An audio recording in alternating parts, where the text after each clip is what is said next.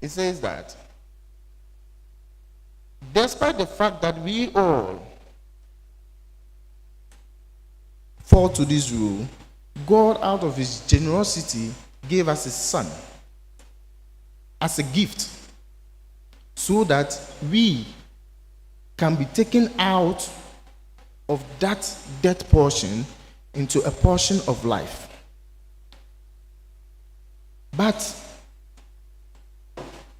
in most instances, the enemy keeps on clouding our minds and our hearts with things which will make us to fall. Just like he tempted Christ, he keeps on tempting us. And Christ, on the day he was about to die, in his pain, in his suffering, in his flesh, made an appeal to God. If it is necessary, let this cup pass over me, but not my will.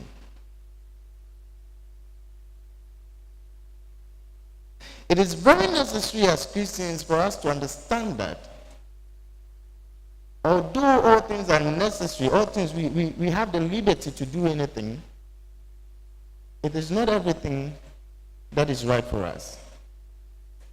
If you should exercise any will contrary to the will of God, the rule is you must die.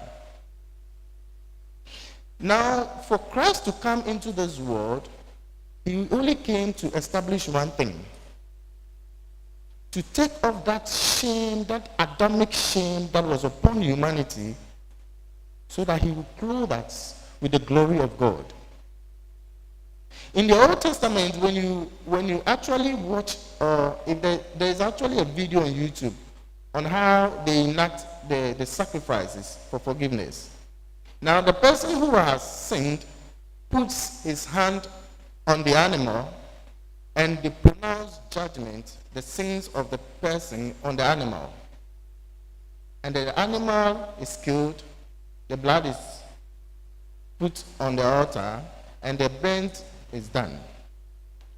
Now, when Christ was going to die, through Pontius Pilate, our sin was pronounced on Christ. And after the pronouncement, they gave him a crown to crown him as the King of sinners.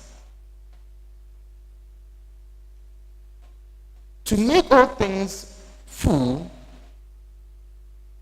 to make scriptures full, they took off his garment, stripped him naked, taking on the nakedness of Adam. When Adam faced God and had to tell him, I was naked, he took that nakedness, that shame, so that we would be clothed with the glory of God. So then the question comes that, why do we still keep on doing the things we do? Every morning when we wake up, do we actually go before our Father and ask him, Lord, if you've given me life for today, what will you have me do for you?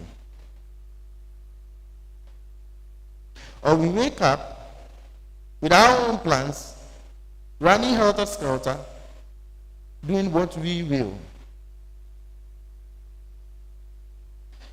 If we go to Hebrews 5, he linked eternal